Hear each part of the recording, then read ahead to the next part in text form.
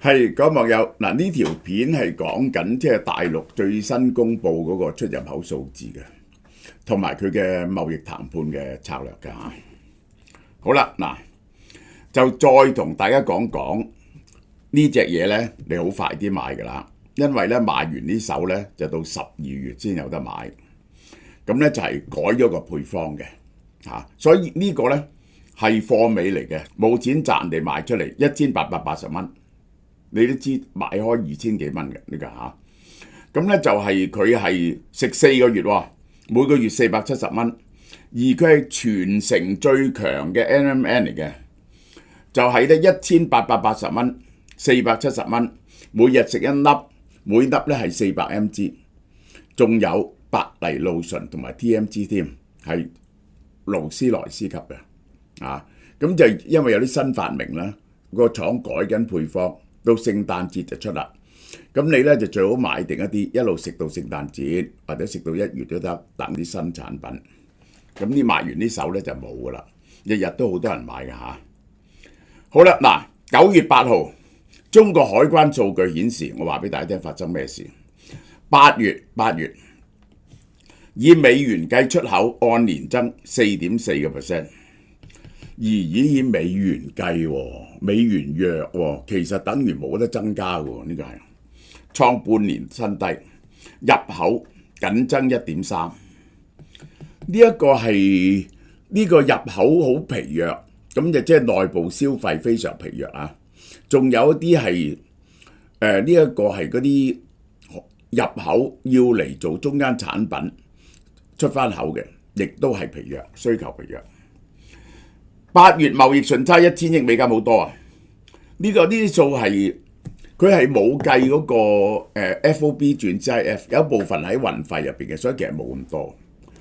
較7月擴大，但係順差擴大咧就伴隨結構惡化，難掩外需降緊，內需疲弱。路透社話嗱，其實咧7月嗰陣時咧就係個關稅停火嚇。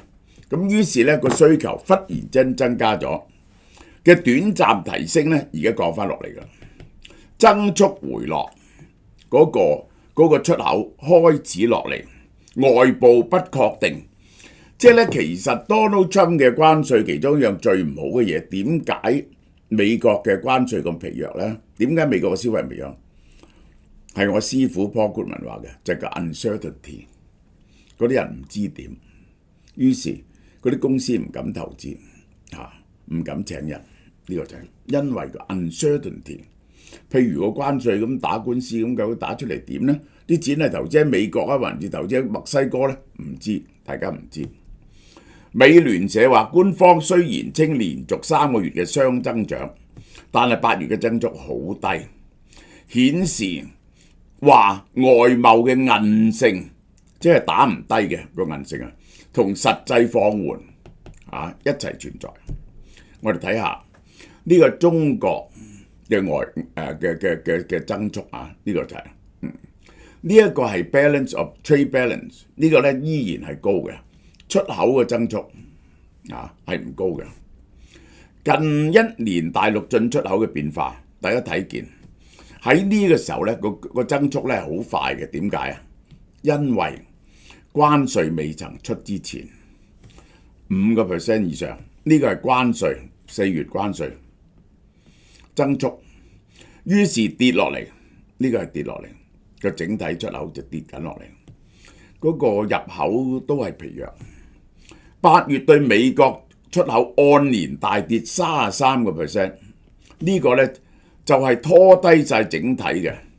好多間媒體用斷崖式下滑，即係對美國嘅直接出口呢，呢個係冇得救嘅。如果以50% 關稅嚟講呢，都係一件好嚴重嘅事。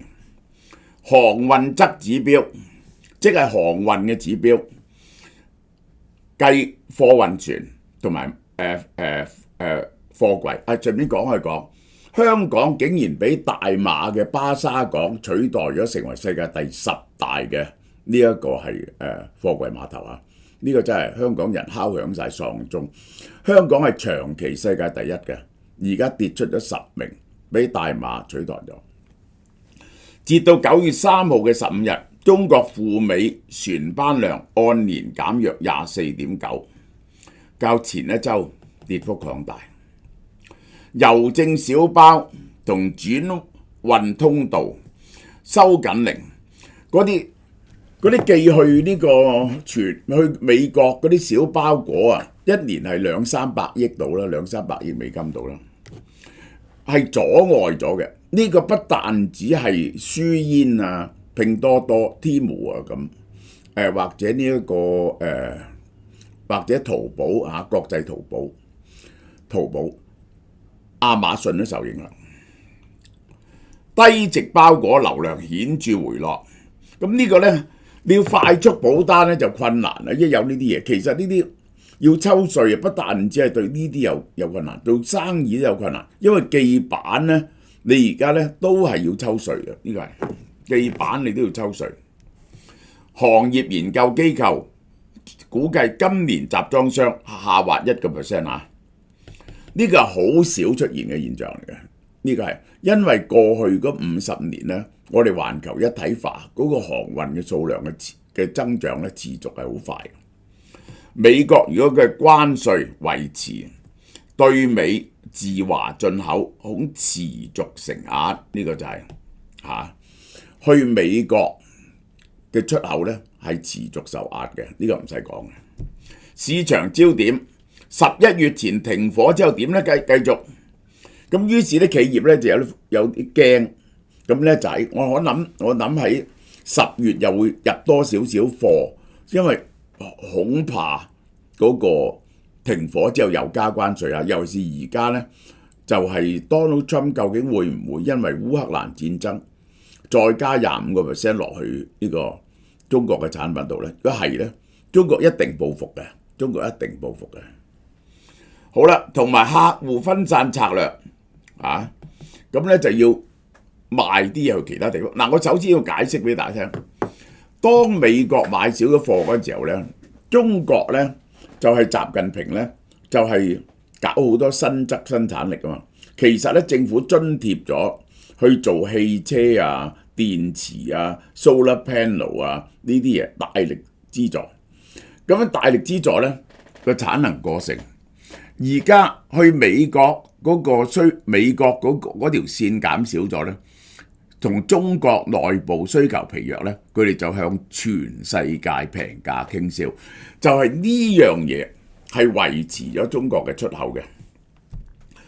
美國對東盟出口按年增加 22.5%， 好犀利喎！東盟係第一大貿易夥伴。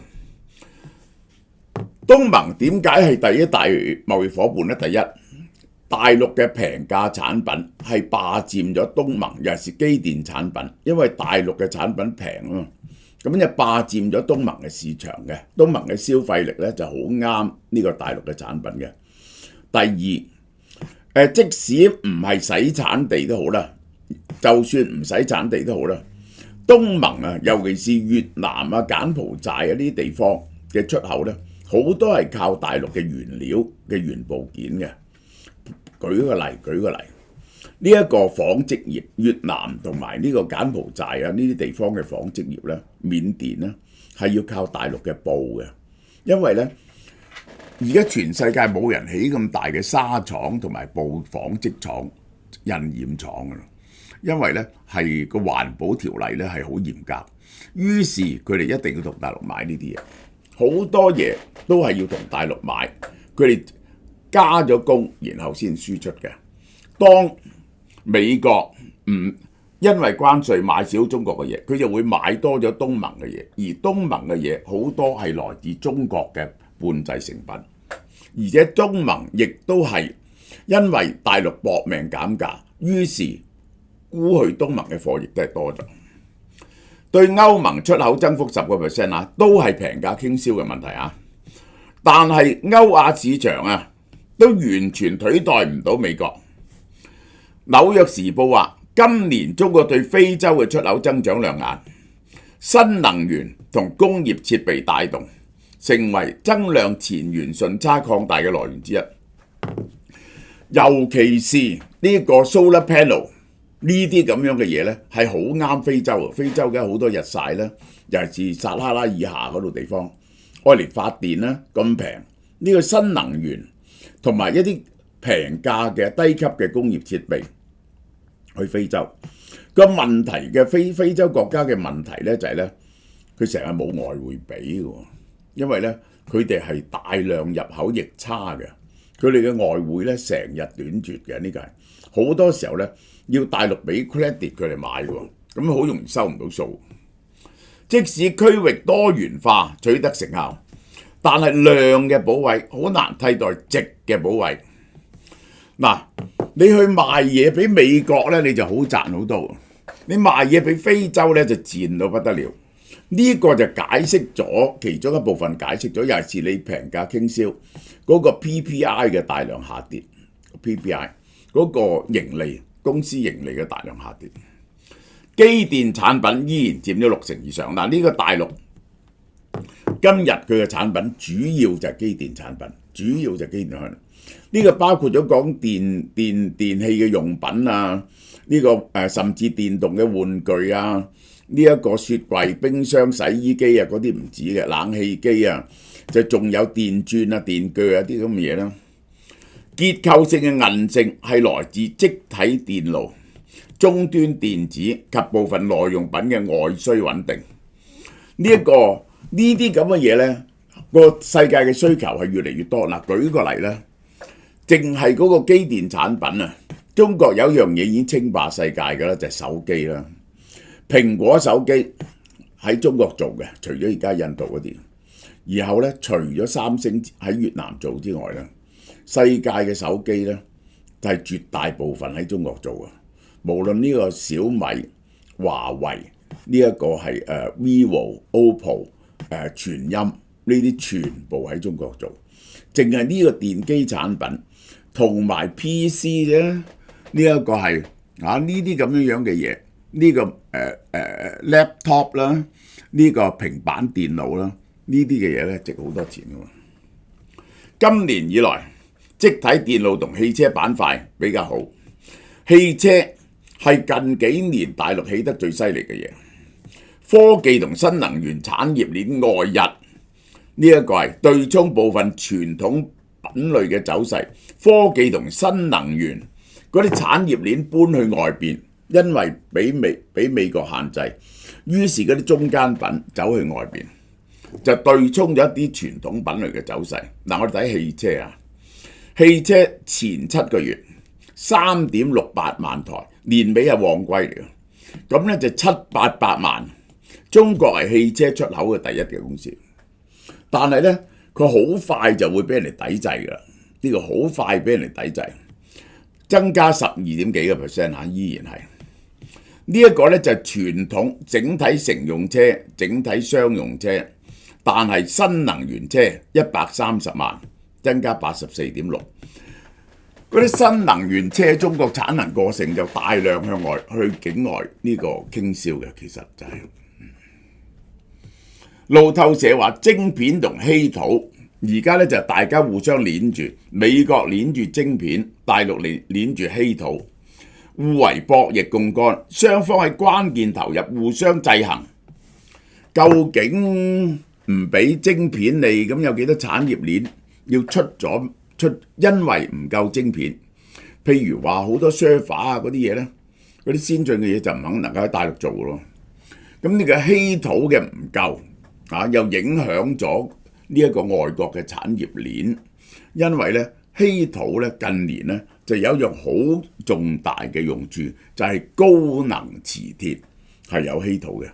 高能磁鐵就係電機一定要用嘅嘢嚟嘅。《華爾街日報》話北京而家用咗新嘅方法對貿易談判，不停同你傾，但係唔肯讓步。我唔要得罪你 Donald Trump， 我不停傾。但係就唔讓步喎，係得個傾字。呢個咧令我諗起華沙談判啊，傾咗20幾年啊嗰陣時。呢個中國同美國喺華沙談判承認中華人民共和國嗰陣時，傾咗20幾年，一啲都冇進步。中國由頭到尾講3個條件：你如果要同我建交咧，要同台灣斷交、撤軍、廢約三樣嘢，講咗20幾年，中共都係講咗三樣嘢。副總理何立峰團隊嘅要角李成鋼呢個其實係真正嘅談判專家，去華盛頓見副部級溝通，但不交易。佢係一路同你傾，唔反面，唔係好似莫迪咁，莫迪唔肯同美國傾，變咗構成咗僵局。佢不停傾，但係要佢讓步嘅地方，佢唔讓步。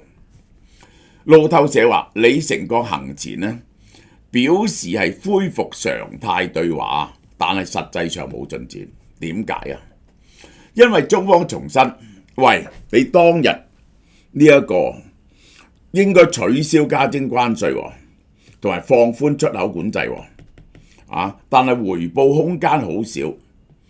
美國如果要美國放鬆出口管制美國要放寬出口管制，又放寬減翻啲關稅，佢冇乜嘢可以俾美國佢有兩樣嘢，但係佢唔肯俾。呢個路線嘅核心目標咧係避免新一輪關稅升級，同埋更嚴格嘅技術出口限制，爭取時間緩釋內外部壓力。其實嘅目的咧唔係減關稅啦，而家佢拖住你唔係想減關稅，係想你唔好再加關稅，或者更加嚴厲嘅技術管制。呢個就係雙方喺芬太尼前驅化學品嘅執法上邊陷入僵局。中國期待以關稅交換執法嘅協調，因為咧當日咧美國係話因為芬太尼問題加徵咗中國20% 關稅啊嘛，咁中國話係啊，咁如果你要話俾我聽，我喺芬太尼前驅物品嗰度點樣執法，係咪判20個人死刑？你係咪放翻我呢啲關稅呢？但美國唔放得喎，美國唔放得喎。其實嗰個係藉口嚟嘅啫。中國一定要50% 關稅，如果唔係咧冇辦法 justify 嘅。呢個係因為咧其他國家有50% 啦，人哋咧都係15、20、25、30咁啦。中國就係輸出呢個逆差俾美國最多嘅國家而且你仲話係佢嘅敵國偷你嘅科技，佢有乜嘢可能嘅關稅低過人呢？所以美國唔肯搞關稅，美國唔肯搞關稅咧，中國就唔肯對付嗰啲芬太尼嘅前驅物品。喺農產品問題上面 ，Donald Trump 要求買晒大豆，同美國買，但亦冇回應。點解啊？中方唔想揩嘢，一定要向多元來源同埋策略庫存。即係咧，我買晒你美國，忽然之間我哋又鬧交，你又唔賣俾我，我咪放咗喺度咯。因為我唔同第二啲國家買，第二啲國家可能唔種大豆喎，呢個大鑊喎，呢個係大豆嘅供應可能減少喎。佢一定堅持要同巴西同阿根廷買，同美國只係買少部分嘅。呢兩點唔讓步咧，好難傾得埋。你既唔去嚴厲取締芬太尼，又唔同美國買大量嘅呢個大豆，亦都唔肯同美國買大量嘅 LNG， 因為咁樣就會令到佢唔可以從俄羅斯買 LNG。美方而家咧加強打擊轉運同低值免稅通道，美國咧就打擊嗰啲小額關稅啦，呢個就係叫做低值免稅通道。轉運即係洗產品，而家聽講話咧係咁嘅，只要嗰樣嘢有30%係中國做嘅，就當中國產品，就收中國稅，如果而佢懷疑你有30% 係中國產品咧，佢就立即 hold 住咗你筆貨啊！咁你 hold 住一筆貨喺海關過唔到幾個月咧，你已經跳舞噶啦嘛？呢個咁危險，令到中方企業唔係好敢兜洗產品去美國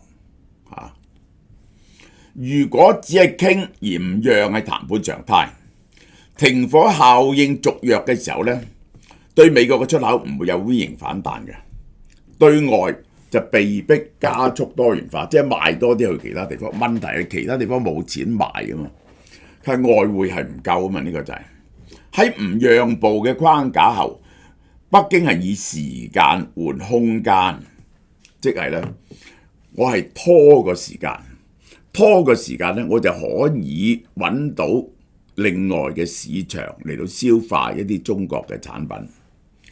但係美國如果繼續壓關稅同埋出口管制，美國佢唔讓步，美國再加關稅，同埋再加出口限制咧，第四季嘅出口增速依然係會跌嘅。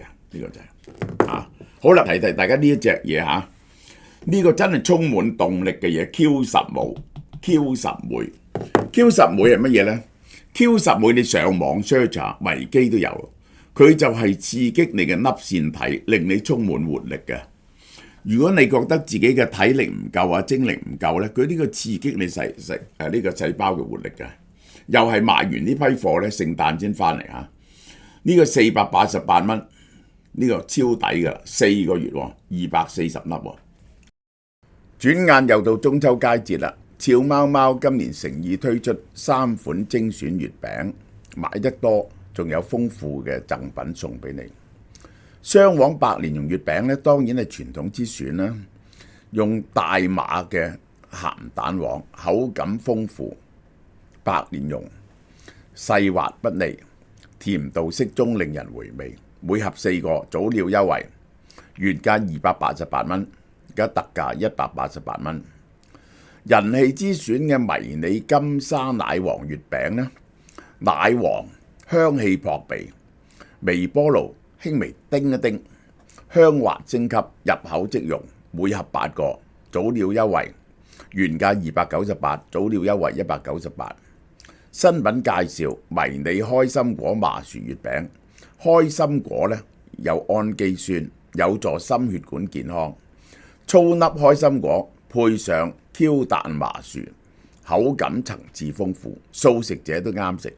每盒8個，早鳥優惠248蚊，原價368蚊。香港製造，絕無添加，安心享用。嗱，而家咧買得多仲有贈品喎。你如果以前買咗咧唔緊要，你只要買夠呢個數可以改單，一樣有贈品俾你。咁你就係最好幫你啲兄弟姊妹啊、親戚朋友啊、同事啊一齊買埋，咁咪攞到贈品啦。買滿5盒就送台灣沈家3星香蔥花生一樽，價值70蚊喎。買滿10盒呢，犀利啦！送台灣麻豆文蛋柚約3公斤，6至8個，價值288蚊。每年等樹上熟先採摘嘅，果肉細嫩，清甜多汁。買滿20盒送 BG18 魚子醬30 gram， 價值1080蚊，非常名貴。之前已經預購月餅嘅你呢，贈品照送嘅。如果你以前買咗3、4盒，咁你加1、2盒落去，咁就會送到相應嘅贈品噶啦。月餅網上門市限時優惠下，由9月1號起至9月30號售完即止，攞貨日期呢係喺2025年9月19號到10月3號嘅。